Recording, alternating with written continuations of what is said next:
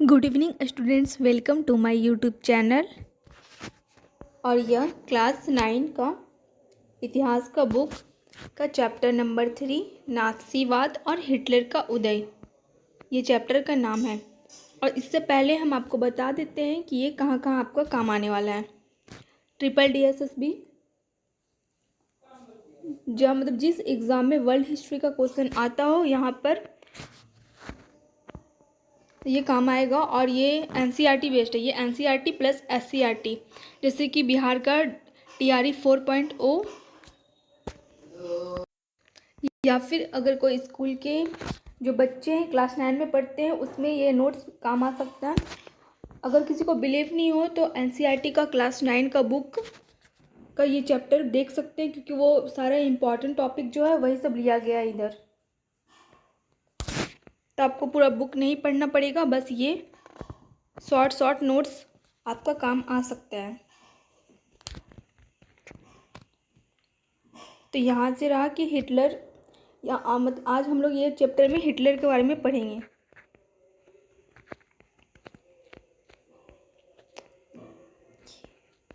तो यहाँ से स्टार्ट। हिटलर का जो प्रचार मंत्री था उसका नाम गोएबल्स था। और ये गोएबल्स का कहना था कि आप अगर कोई झूठ है तो उस झूठ को आप इतना फैला दो कि लोग उसको सच समझने लगें। तो हिटलर का प्रचार मंत्री का नाम गोएबल्स था। और युद्ध समाप्त होने पर सेकेंड वर्ल्ड वार में जर्मनी में नरसंहार हुआ। तो कौन सा युद्ध समाप्त हुआ था? तो 1914 से 1918 में जो आपका फर्स्ट वर्ल्ड वार था वो समाप्त हो चुका था। और जर्मनी फिर सेकेंड वर्ल्ड वार में की शुरुआत हो चुकी थी, जो जर्मनी में नरसंहार से शुरू हुआ था। अब मारे गए कितने लोग थे? तो 60 लाख यहूदी थे, 2 लाख जिप्सी थे और 10 लाख पोलैंड थे। न्यूरमबर्ग में अंतर्राष्ट्रीय अदालत की स्थापना की गई थी। यहाँ पर क्वेश्चन आ सकता है कि न्यूरमबर्ग मतलब कहाँ पर अंतर्राष्ट्रीय अदालत की स्थापना की गई थी? तो वो है न्यूरमबर्ग। और यहाँ पर ओसिस क्या है? तो ओसिस को हम लोग बोलेंगे कत्ल खाना। और ये कत्ल खाने का ज़रूरत क्या पड़ा था? तो जो हिटलर था वो यहूदी एक नस्ल है, एक जाति है, तो उसको मारने के लिए यह कत्ल खाने का यूज किया जाता था। क्योंकि हिटलर का मानना था कि जो शुद्ध जर्मन आर्य के ही लोग की जो नस्लें होती है वो अच्छी होती है और बाकी जितने सारे लोग हैं वो सारे बेकार होते हैं और वो यहूदी के अंदर में आते हैं। एक बुक है आपका the young girl, Anne Frank का है। तो वो उसके बारे में यहूदी के बारे में दिया गया है कि उस टाइम हिटलर के द्वारा कितना प्रताड़ित किया गया था। तो उससे आपको समझ में आ जाएगा कि किस टाइप की स्थिति थी उस टाइम जर्मनी में।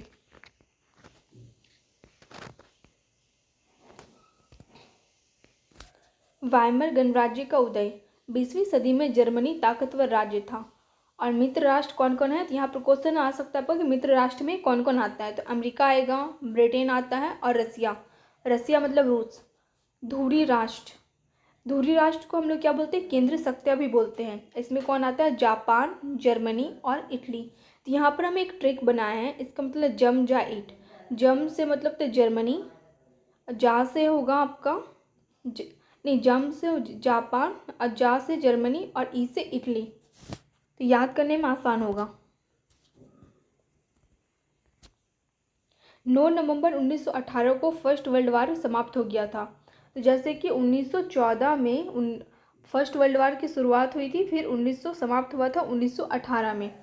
1914 से 1918 में पहली वर्ल्ड वार का जर्मनी पराजय हुआ था।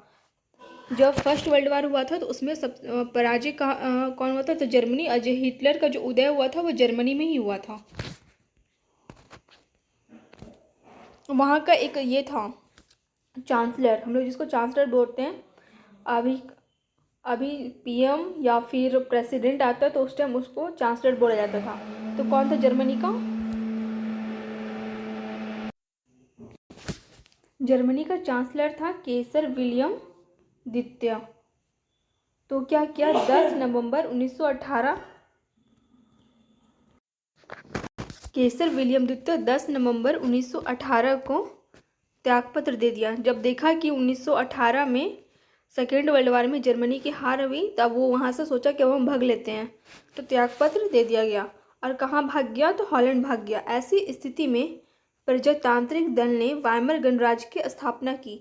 अब तो राजा भाग चुका था और वहाँ के लोग सोचे कि अब क्या किया जाए, तो एक प्रजातांत्रिक दल का मतलब प्रजातांत्रिक दल वहाँ का जो लोग था, एक वाइमर गणराज्य का स्थापना किया।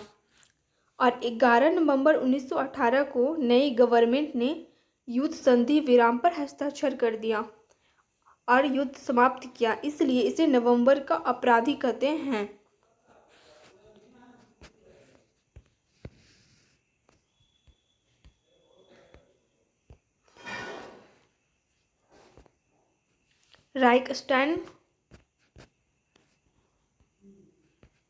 राइक्सटैग जर्मनी संसद 28 जून 1919 ये वर्सराई होगा कि अपमानजनक संधि हुई।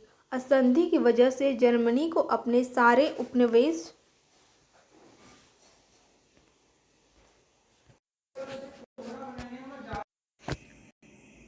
11 नवंबर 1918 को नई गवर्नमेंट की सरकार बनी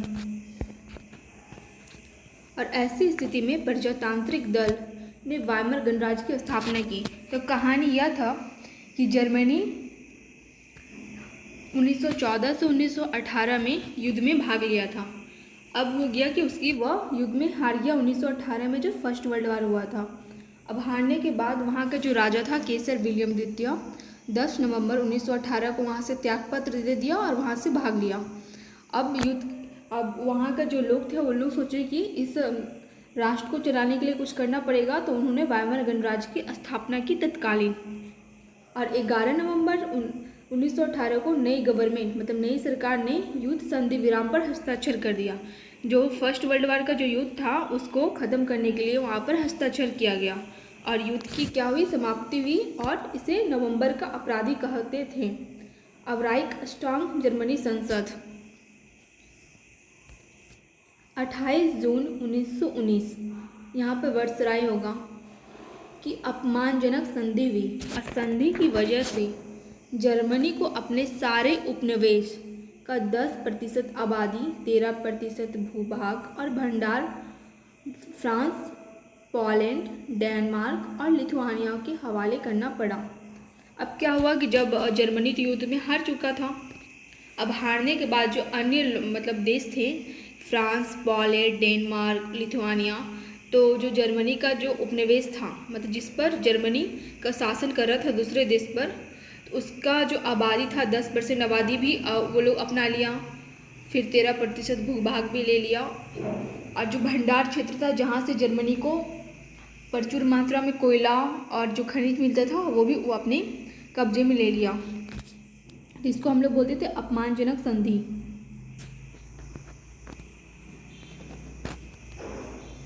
अपराध बोध अनुच्छेद के कारण जर्मनी को दोषी ठहराया गया, यहाँ पर चढ़ाया गया, पर यहाँ पर ठ होगा और ऊपर से 6 अरब पॉइंट का जुर्माना भी लगाया गया था।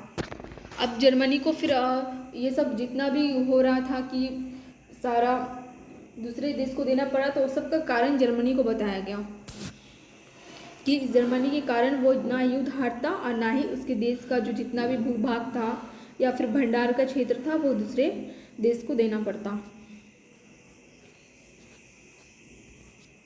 राजनीतिक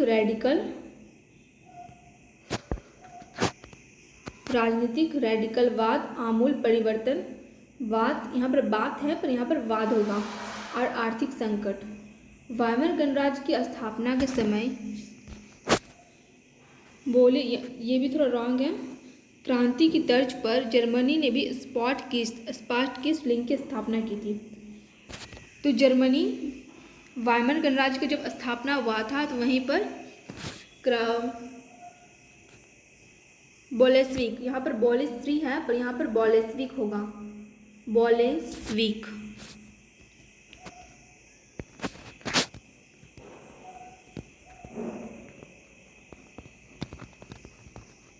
और बोलेस्विक क्रांति कहाँ हुआ था? तो रसिया में हुआ था बोलेस्विक क्रांति।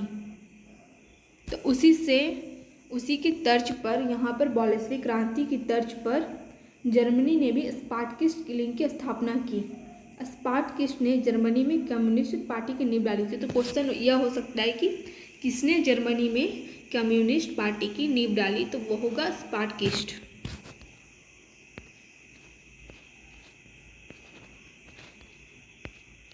प्रथम विश्व युद्ध में जर्मनी द्वारा कर्ज लेकर लड़ा गया था, जिसके कारण जर्मनी के सारे स्वर्ण भंडार कर्ज चुकाने में समाप्त हो गए। तब फ्रांसीसियों ने जर्मनी के मुख्य औद्योगिक इलाके, क्या था मुख्य औद्योगिक इलाका, रूड़ पर कब्जा कर लिया, जो जर्मनी का कोयला भंडार वाला था। अब जर्मनी क्या किया था कि पहला वर्ल्ड वार वो जो लड़ा था तो दूसरा कंट्री से कर्ज लेकर लड़ा था, क्योंकि युद्ध में भी बहुत ज़्यादा खाना या फिर जो युद्ध से में लड़ते हैं सैनिकों की, उनकी भी कुछ ज़रूरतें होती है, उसको पूरा करने के लिए दूसरे से कर्ज लिया था। अब जब युद्ध समाप्त हो गया, जर्मनी हार गया, तब दूसरा जिस देश से उसने कर्ज लिया था अब वो अपना कर्ज वापस मांग रहा था। और जब जर्मनी ये सब कर्ज चुकाने में कामयाब नहीं हुआ, वो नहीं चुका पाया, तो जर्मनी का जो एक रूट था कोयला, जिसका मतलब प्रचुर मात्रा में कोयला पाया जाता था, तो उस पर किसका कब्जा हो गया, तो फ्रांस ने कब्जा कर लिया। और जर्मनी कर्ज किससे लिया था, तो फ्रांस से ही लिया था। फ्रांस के विरुद्ध निष्क्रिय प्रतिरोध के रूप में अब जर्मनी ने के द्वारा बड़े पैमाने पर कागजी मुद्रा छापना शुरू किया। अब क्या किया कि फ्रांस के विरुद्ध में निष्क्रिय प्रतिरोध, अब डायरेक्ट तो उसका प्रतिरोध नहीं कर सकता क्योंकि फ्रांस बहुत शक्तिशाली राज्य था, तो उसके निष्क्रिय प्रतिरोध के रूप में उसने बड़े रूप में कागजी मुद्रा, मतलब कागज का जो पैसा होता था उसको छापना शुरू कर दिया। और मार्क क्या था, तो जर्मनी मुद्रा, जर्मनी की जो मुद्रा थी उसको मार्क कहते थे। डॉप्स योजना, क्वेश्चन आएगा कि डॉप्स योजना किसके द्वारा लागू की गई थी। तो अमेरिका अब क्या किया कि आगे आया कि हम जर्मनी का हेल्प करेंगे, और वो उसके द्वारा ही जर्मनी को आर्थिक संकट से बाहर निकालने के लिए एक योजना लाया गया था, जिसको हम लोग बोलते हैं डॉप्स योजना।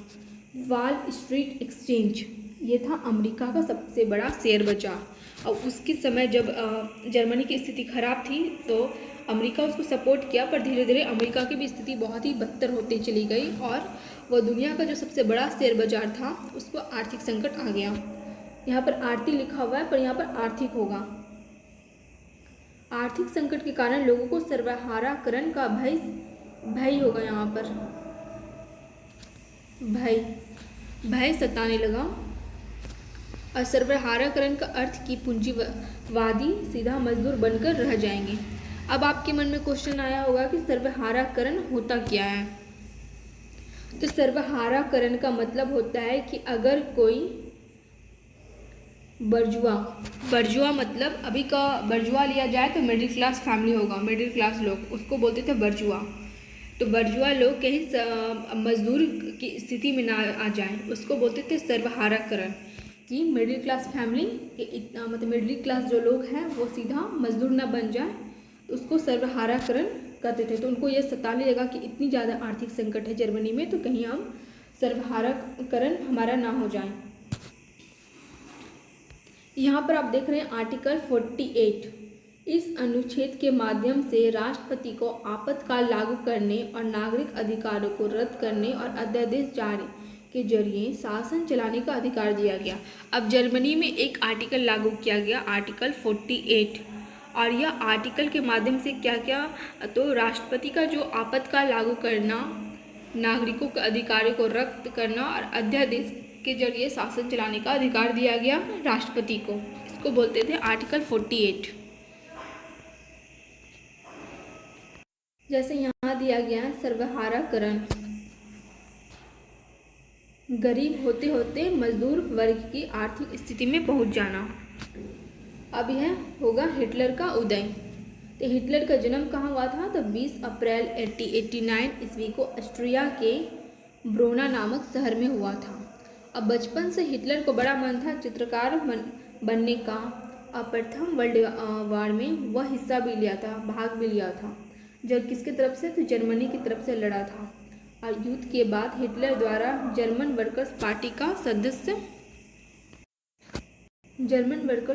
का सदस्य बना। हिटलर का जो जन्म हुआ था वो मतलब बचपन से वो चित्रकार बनना चाहता था। पर जर्मनी प्रथम वर्ल्ड वार जो हुआ था तो उसकी तरफ से वह जर्मनी की तरफ से उसने हिस्सा भी लिया था। 1923 वाइमर गणराज्य के बाद हमला कर जेल गया और जेल में उसने अपनी आत्मकथा मेन कैफ। क्वेश्चन है कि मेन कैफ किसकी आत्मकथा है, तो मेन कैफ हिटलर की आत्मकथा है। और जब हिटलर जेल में था तो उस समय ही वह जेल में रहकर अपना आत्मकथा लिखा मेन कैफ। 1924 में जेल से रिहा होने के बाद स्वास्तिक चिन्ह, हिटलर का चिन्ह कैसा है, तो स्वास्तिक टाइप का ऐसा है कुछ, तो ये उसका चिन्ह था। स्वास्तिक चिन्ह को अपनाया। उसके बाद फिर 1929 के समय बैंक दिवालिया हो चुका था। जब 1914 से 1918 का जो फर्स्ट वर्ल्ड वार था, उसके बाद जो जर्मनी का जो स्थिति थी, आर्थिक स्थिति बहुत ख़राब हो गई क्योंकि वह युद्ध में हार गया। अब बैंक सब दिवालिया हो गए थे और काम धंधा बंद हो गया था, मजदूर बेरोजगार हो रहे थे। और उसी समय नाज़ी पार्टी में लोगों को एक बेहतर भविष्य की उम्मीद दिखाई दी। अब लोगों को लगने लगा कि हिटलर जो है, हिटलर की जो पार्टी है नाज़ी पार्टी, वो उन लोगों का उद्धार करेगी, उनको जो आर्थिक स्थिति उनकी खराब ही है उसको ठीक किया जाएगा। तो उसको हिटलर में उसके भविष्य का नेता दिखने लगा। हिटलर से उसको उम्मीद होने लगी कि यही एक बंदा है जो हम लोग का राष्ट्र को ठीक कर सकता है और हम लोग को जो आर्थिक स्थिति को ठीक कर सकता है। 1929 में नाज़ी पार्टी, यहाँ पर नॉट सी है पर नाज़ी होगा, नाज़ी पार्टी को जर्मन संसद राइक्सटाग के लिए चुनाव में महत्व 2.6% वोट मिला। तो कहानी यहाँ से आगे बढ़ेगी। पहले वर्ल्ड वार की कठोर संधि के बाद जर्मन राइक्सटाग सरकार के पश्चात अब लोगों को एक बेहतर सरकार की उम्मीद थी। अब क्या हुआ कि जब पहला वर्ल्ड वार के बाद जो संधि हुई थी, अपमानजनक संधि, जो जर्मनी का जो रूर प्रदेश था जिसमें बहुत ज़्यादा कोयला था, वो भी चला गया फ्रांस के पास। अब लोगों को लगने लगा कि एक हिटलर ही है जो उसको आर्थिक संकट से निकाल सकता है, तो उसको उम्मीद लगने लगा। उन्हें हिटलर में दिखाई दे रहा था, उन्हें लगता था कि हिटलर उसके भविष्य के लिए सही है और उन्हें जर्मनी की खोई हुई सम्मान, जो जर्मनी अपना सम्मान खो दिया था युद्ध में, वो वापस दिलवाएगा और वह विदेशी प्रभाव से मुक्त कराएगा और तमाम विदेशी साजिशों को मुंह तोड़ जवाब देगा। हिटलर ने अपनी राजनीतिक प्रचार और प्रसार के लिए नई शैली रची थी। वह गोलबंद, आडंबर और जनसभाएं आयोजित करता था। हिटलर क्या करता था कि बहुत ज़्यादा जनसभाएं करता था, अच्छा अच्छा भाषण देता था। वो एक प्रबल प्रवक्ता था, वो भाषण देने में बहुत ही निपुण व्यक्ति था। 1925 लोकार्नो संधि। क्वेश्चन आ सकता है कि लोकार्नो संधि कब हुआ था, तो यहाँ पर 1925 में लोकार्नो संधि हुआ था। तो ये क्या था लोकार्नो संधि की, जर्मनी को जो विश्व समुदाय में सम्मानजनक स्थान मिला। अब वर्ल्ड में जितने भी कंट्री था वो सब के बीच में जर्मनी को एक अच्छा सा सम्मानजनक स्थान मिला और राष्ट्र संघ में जर्मनी को सदस्यता मिली। 30 जनवरी 1933 को राष्ट्रपति कौन था, हिंडनबर्ग। कहाँ का, जर्मनी का। हिंडनबर्ग ने हिटलर को चांसलर का पद दिया। चांसलर का पद बहुत बड़ा होता था, तो हिटलर को सबसे पहले चांसलर का पद दिया गया था, तो 30 जनवरी 1933 को। तो यहाँ पर क्वेश्चन आ सकता है कि हिटलर को चांसलर का पद कब दिया गया, तो 30 जनवरी 1933 को। अग्नि अध्यादेश, जिसको हम लोग बोलते हैं फायर डिक्री, ये घटना कब हुई थी, तो 28 फरवरी 1933 को हुआ था। और यह एक तरह से अध्यादेश था। इसके जरिए अभिव्यक्ति एवं सभा करने की आज़ादी अनिश्चित काल के लिए बंद कर दी गई। अब जो हिटलर चांसलर बना तो अपना प्रभाव दिखाने लगा। उसने एक सबसे पहले अपना प्रभाव दिखाया कि अग्नि अध्यादेश फायर डिक्री के चलते 28 फरवरी 1933 को एक अध्यादेश जारी किया, जिसमें भी कोई व्यक्ति था उसका जो अभिव्यक्ति के जो हम लोग को फंडामेंटल राइट्स के तौर पर जो हम लोग को कुछ अधिकार मिलते हैं, उसको वो अधिकार लोगों से छीन लिया और सभा करने की जो आज़ादी थी वो हमेशा के लिए अनिश्चित काल के लिए बंद कर दिया गया।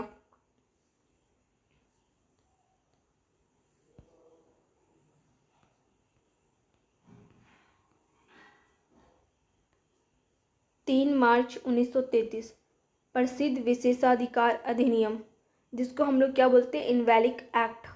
इस एक्ट के जरिए जर्मनी में तानाशाही की स्थापना की गई। तो क्वेश्चन यह बनेगा कि जर्मनी में बाकायदा तानाशाही की स्थापना किस एक्ट के तहत बनी, तो इनवैलिड एक्ट 3 मार्च 1933 के द्वारा बनी थी। और इस कानून ने हिटलर को संसद की हाशिए पर धकेलने के लिए अध्यादेश के जरिए शासन चलाने और निरंकुश अधिकार प्रदान किया गया। ये क्या क्या था इस एक्ट का मतलब? इसमें क्या था, कानून ने हिटलर को संसद को हाशिए पर धकेलने, मतलब संसद को उतना इम्पोर्टेंट नहीं छोड़ा वो लोग, और शासन चलाने के लिए निरंकुश अधिकार प्रदान किया गया। राजनीतिक पार्टियां, ट्रेड यूनियन पर पाबंदी लगा दी गई कि वहाँ पर जो हिटलर का एक पार्टी रहेगा उसके अलावा भी कोई भी पार्टी नहीं बन सकती है। अर्थव्यवस्था, मीडिया, सेवा और न्यायपालिका पर राज्य का पूर्ण नियंत्रण स्थापित हो गया। अब ना तो मीडिया पर जो राज्य का मतलब अधिकार हो गया, तो मीडिया ना कुछ वैसा कुछ छापेगी हिटलर के विरुद्ध में, तो उससे पहले मीडिया को कि उसका पावर ही ले लिया गया। वर्दीधारी पुलिस, जिसको हम लोग स्टाम्प टूपर्स क्या है, तो वर्दीधारी पुलिस को स्टाम्प टूपर्स कहते हैं। गैस्टॉप, गुप्तचर राज्य पुलिस, और हॉलेसेस, अपराध नियंत्रण पुलिस, सुरक्षा सेवर गार्ड, एसडी। हॉलमार्क, हिटलर का अर्थशास्त्री। हिटलर का क्वेश्चन होगा कि हिटलर का अर्थशास्त्री कौन था, तो हॉलमार्क था। इसने सबसे पहले सरकारी पैसों से चलाई जाने वाली रोजगार संवर्धन कार्यक्रम के जरिए 100% उत्पादन और 100% रोजगार को उपलब्ध कराने का लक्ष्य तय किया। यहाँ पर 100% नहीं लिखा हुआ है, पर यहाँ पर 100% उत्पादन और 100% रोजगार उपलब्ध कराने का लक्ष्य तय किया गया। और मशहूर जर्मन सुपर हाईवे और जनता की कार, क्या नाम था कार का, फॉक्सवैगन, इस परियोजना की देन थी। – 1933 में लीग ऑफ नेशन से पल्ला झाड़ लिया। अब हिटलर क्या किया कि 1933 से जो लीग ऑफ नेशन का जो सदस्य बना था उससे अपना पल्ला झाड़ दिया। 1936 में राइनलैंड, जर्मनी का जो खनिज संपदा वाला इलाका था जो दूसरी कंट्री ने कब्जा कर लिया था, उस पर अब जर्मनी का दोबारा कब्जा हो गया। और एक साम्राज्य और एक नेता के नारे की आड़ में 1938 में ऑस्ट्रेलिया को जर्मनी में मिला लिया। 1938 म्यूनिख सम्मेलन कब हुआ था, तो 1938 में हुआ था म्यूनिख सम्मेलन। और इस सम्मेलन के तर्ज पर जर्मनी भाषी जो स्विट्जरलैंड प्रांत था उसमें जर्मन भाषा मतलब लोग जो थे वो जर्मन भाषा बोलते थे, जिस पर चेकोस्लोवाकिया का कब्जा था उसने हड़प लिया। हिटलर क्या किया, 1936 में राइनलैंड पर कब्जा किया, फिर 1938 में ऑस्ट्रेलिया पर कब्जा कर लिया, फिर 1938 में म्यूनिख सम्मेलन में जर्मनी भाषी चेकोस्लोवाकिया पर कब्जा कर लिया। और सितंबर 1939 में हिटलर ने पोलैंड पर हमला कर दिया, और जिसके कारण फ्रांस और इंग्लैंड के साथ भी उसका युद्ध शुरू हो गया। जब हिटलर क्या किया, 1939 में पोलैंड पर हमला किया, तो फ्रांस और इंग्लैंड उसकी सपोर्ट में थे पहले, पर उसके बाद उससे भी युद्ध शुरू हो गया। 22 जून 1941 सोवियत संघ के से उस पर हिटलर का हमला हुआ, जो हिटलर का ऐतिहासिक बेवकूफ़ी थी। हिटलर अब क्या किया, सोवियत संघ, यहाँ पर सोवियत संघ का अर्थ है रूस, रसिया को ही पहले सोवियत संघ बोला जाता था। इस हमले के कारण जर्मन पश्चिमी मोर्चा ब्रिटिश वायु सैनिकों की बमबारी की चपेट में आ गया। जर्मनी किसकी चपेट में आ गया, तो पश्चिम में जो वायु सैनिकों की बमबारी होती थी उसकी चपेट में आ गया। 7 दिसंबर 1941 जापान द्वारा अमेरिका के पर्ल हार्बर बंदरगाह पर हमला करने से अमेरिका द्वारा द्वितीय विश्व युद्ध में कूद पड़ा। तो यहाँ पर क्वेश्चन आ सकता है कि अमेरिका कब द्वितीय विश्व युद्ध में कूद पड़ा था, तो 7 दिसंबर 1941 को अमेरिका भी द्वितीय विश्व युद्ध में कूद पड़ा।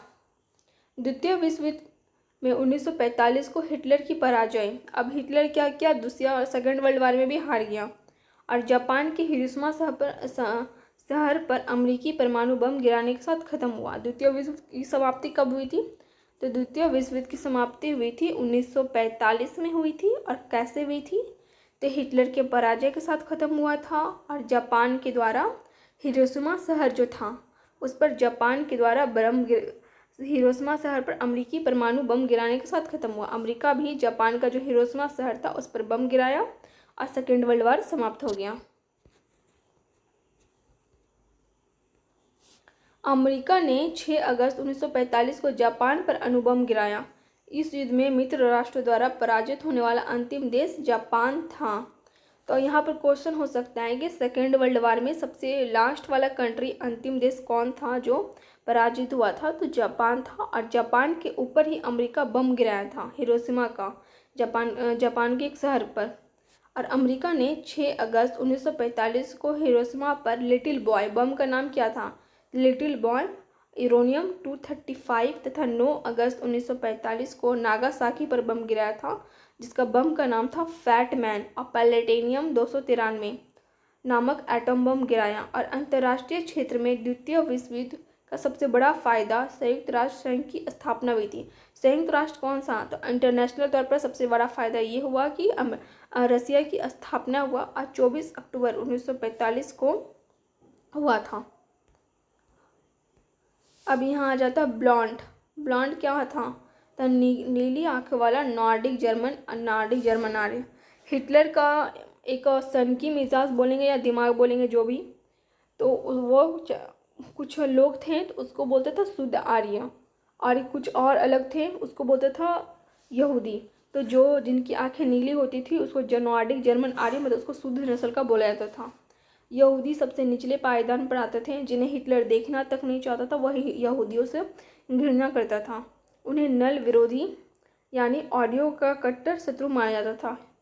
ऑडियो ने यहाँ होगा, यहाँ पर नात्सियों होगा, नात्सियों। हिटलर की नकली सोच चार्ल्स डार्विन और हर्बर्ट स्पेंसर जैसे विचारक के सिद्धांतों पर आधारित थी। डार्विन क्या था? प्राकृतिक वैज्ञानिक था, जिन्होंने विकास और प्रकृति के चयन की अवधारणा के जरिए पौधे और पशुओं की उत्पत्ति की व्याख्या का प्रयास किया था। डार्विन ने चयन के सिद्धांत को एक विशुद्ध प्रकृति प्रक्रिया कहा था। नात्सियों को बोलना था कि जो सबसे ताकतवर, मतलब नात्सियों का कहना था जो सबसे ज़्यादा ताकतवर है वह जिंदा रहेगा, और जो कमज़ोर नस्ल के लोग रहेंगे वो मर जाएंगे। हिटलर की विचार का दूसरा पहलू था लेबेनस्ट्राउम। ये क्वेश्चन आया था कि लेबेनस्ट्राउम का मतलब होता है क्या है? तो जीवन की परिधि, मतलब लेबेनस्ट्राउम का मतलब होता है कि हिटलर जर्मन के जो आर्य समाज के जो लोग थे, आर्य मतलब जिसको बोला जाता था, तो उसको रहने के लिए बहुत ज़्यादा घर और ज़मीन की ज़रूरत होती थी। तो उसके तहत वो अधिक से अधिक ज़मीनों पर कब्जा कर रहा था, तो उसको बोलते थे लेबेनस्ट्राउम। हिटलर जर्मनी की सीमाओं को और फैलाना चाहता था, ताकि सारे जर्मनी के भौगोलिक दृष्टि से एक ही जगह इकट्ठा हो जाए जर्मन। अब पायलट इस धारणा की पहली प्रयोग से, यहाँ पर पायलट नहीं होगा, यहाँ पॉलेट था। टाइप करने में थोड़ा गलत हो गया तो आप लोग एडजस्ट कर लीजिएगा थोड़ा।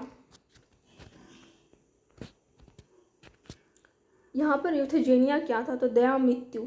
जो लोग शरीर से मतलब विकलांग बोलेंगे तो विकलांग लोग, और वो विकलांग लोग ऐसे नहीं कि जो जर्मनी में जो आर्य थे वो लोग विकलांग नहीं, नात्सीय लोग नहीं, जो यहूदी लोग विकलांग थे, शरीर के रूप से अयोग्य और थे, तो उनको मृत्यु प्रदान की जाती थी। एक तरह से मतलब मारने का एक तरीका था यूथेजेनिया, जिसको बोलते थे हम लोग नहीं बोलते थे, हिटलर बोलता था। घैटो यहूदी को समाज से अलग अलग बस्तियों में रखा था। घैटो क्या था? तो यहूदी लोग जो थे जिसको बहुत ज़्यादा गंदा नस्ल माना जाता था, घटिया माना जाता था, तो उसको एक अलग ही बस्ती में रखा गया था हिटलर के द्वारा, जिसको घैटो कहते थे। हिटलर की गिरना यहूदियों का प्रतीक्षा दम क्षण वैज्ञानिक सिद्धांतों पर आधारित थी, और यहूदियों को धर्म परिवर्तन करके नहीं देखा जा सकता। यही नहीं कि अगर कोई यहूदी है वो धर्म परिवर्तन कर देगा तो फिर वो मतलब वो अच्छा नस्ल का माना जाएगा, वो भी नहीं था। हिटलर को मानना था कि सीधा जो यहूदी है उसको ख़त्म करना चाहिए। सॉलिड में बनाए गए गैस चैम्बर, सॉलिड यहाँ पर सॉलिड नहीं, यहाँ पर पोलैंड, गैस चैम्बर पोलैंड में बनाए गए थे। यहूदियों के मरने की रणनीति बनाई गई थी। जिप्सी कौन थे? तो जिप्सी के नाम से निवास, यहाँ पर श्री नहीं होगा, यहाँ पर सिर्फ निवास होगा। निवास किए गए समूह की अपनी सामुदायिक पहचान थी। जनरल गवर्नमेंट भी एक ऐसा ही जगह था जहाँ पर यहूदियों लोगों को रखा जाता था। यहाँ पर सब the night of broken glass की घटना कब हुई थी? बहुत ही इम्पॉर्टेंट क्वेश्चन है कि the night of broken glass की घटना कब हुई थी?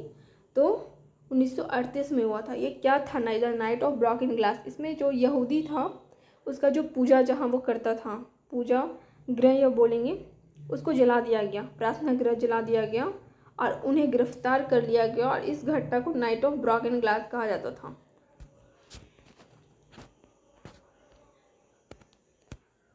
सितंबर 1941 में सभी यहूदियों को यह ऑर्डर दिया गया कि डेविड का पीला सितारा और अपनी छाती पर लगा कर रखेंगे।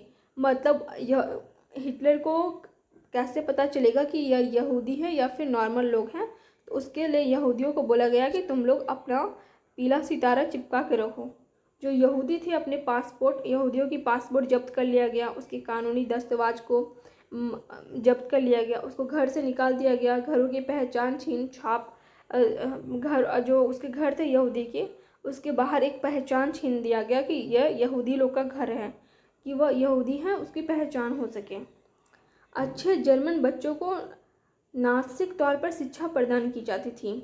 उन्हें स्कूल के पाठ्य पुस्तकों को, मतलब जो अच्छे जर्मन, जो शुद्ध जर्मन आर्य के जो बच्चे थे, उसको नेशनल विज्ञान, नस्ल विज्ञान, यहाँ पर नेशनल नहीं होगा, नस्ल था, के नाम से एक नया विषय उन्हें सिलेबस में जोड़ा गया और उन्हें यहूदियों से उसको सिखाया जाता था, छोटा बच्चा को, कि तुम लोग यहूदी से नफरत करो और हिटलर जो महान व्यक्ति है उसका पूजा करो।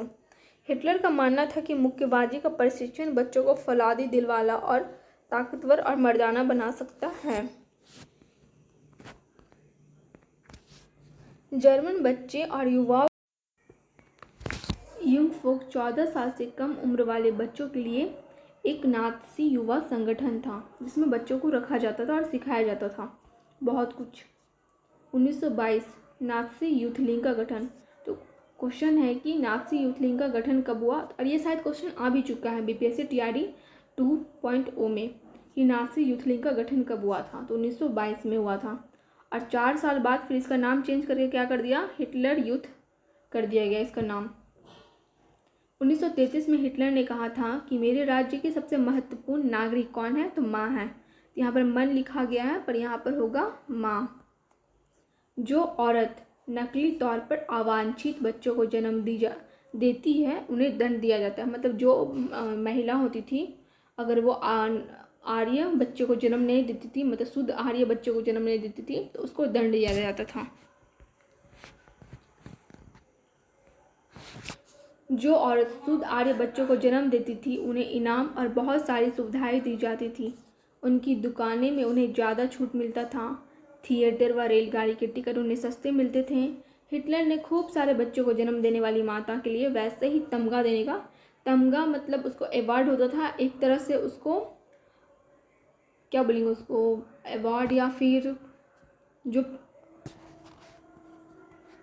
अवार्ड ही बोलेंगे, वो दिया जाता था। और जो जो लेडीज़ होती थी वो बहुत सारे बच्चे पैदा करती थी। जैसे कि कोई लेडीज़ से 4-6 बच्चे पैदा किए तो उसको कासी नहीं, यहाँ पर कासी लिखा गया, कासा। और 8 बच्चे पैदा करने वाली माँ को चांदी का, और फिर 8 बच्चे पैदा करने वाली माँ को सोने का तमगा दिया जाता था, तमगा।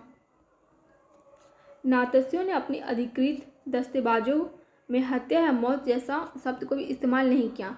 मतलब जो इतना सारा यहूदी को मारा है तो लोग अपना जो डॉक्यूमेंट्स है उसमें कभी ये नहीं बोला कि हम उसकी हत्या किए हैं, बल्कि उसको बोला है व्यवहार करने के लिए सामूहिक हत्याओं को विशेष व्यवहार बोला गया है, विशेष व्यवहार, अंतिम समाधान। इथेजेनिया विकलांग लोगों के लिए, जैसे वहाँ पर बताया गया था इथेजेनिया, मतलब जो विकलांग लोग होता था, जो कोई काम का नहीं होता था, तो उसको इथेजेनिया के तहत मार दिया जाता था। तो उसको जो मरता था तो उसको बोला जाता था इथेजेनिया। इवाक्यूएशन खाली करना का अर्थ था कि लोगों को गैस चैम्बर में ले जाता था और वहाँ से कुछ फव्वारा टाइप का निकलता था। और स्नान घोर, जैसे कि कोई वॉशरूम टाइप का जहाँ से पानी गिर रहा हो फव्वारा जैसा, उसको फील होता था। उसको लगता ही नहीं था कि यहाँ पर कुछ गैस वगैरह भी है, लोगों को उसको लगता था कि बस हम नहा ही रहे हैं। तो नकली फव्वारा लगा हुआ था और उन लोगों की डेथ हो जाती थी।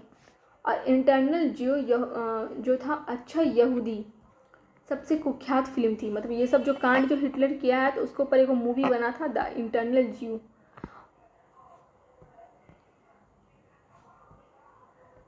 कुछ महत्वपूर्ण तिथियाँ: 1 अगस्त 1914 फर्स्ट वर्ल्ड वार, 9 नवंबर 1918 जर्मनी ने घुटना टेक दिया था और युद्ध समाप्त हो गया। 9 नवंबर 1918 वाइमर गणराज्य का स्थापना कर दिया। जैसे जर्मनी घुटना टेक दिया, वहाँ का जो प्रजातांत्रिक थल था वाइमर गणराज्य का स्थापना कर दिया।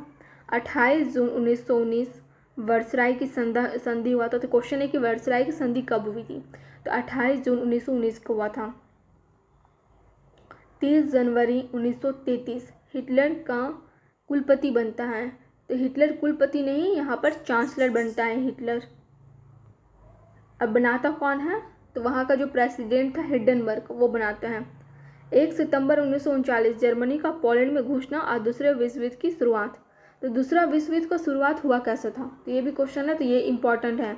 जब जर्मनी क्या किया कि 1 सितंबर 1939 को पोलैंड जो शहर था उधर घुस गया। तो वहीं से शुरू हो गया second world war.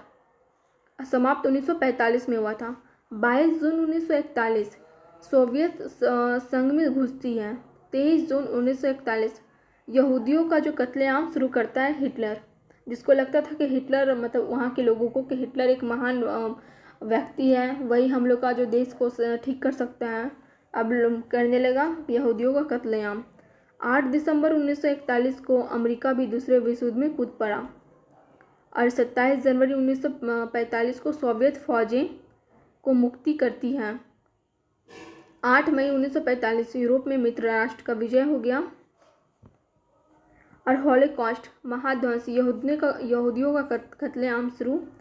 Third Raika of dreams, यह किसकी बुक है, तो सरलाटे की। यहाँ से आपका नोट्स हुआ समाप्त। अब जिसको यह नोट्स चाहिए होगा वह कमेंट कर दीजिएगा, उसको हम टेलीग्राम पर दे देंगे। और यह नोट्स आपका बहुत सारे एग्ज़ाम में काम आने वाला है और आपका टाइम का भी बचत होगा और सारा इम्पॉर्टेंट टॉपिक ही इसमें डाला गया है, कोई भी फालतू टॉपिक्स नहीं है। तो धन्यवाद, गुड नाइट। और आप लोग मेरे चैनल को लाइक एंड सब्सक्राइब करें।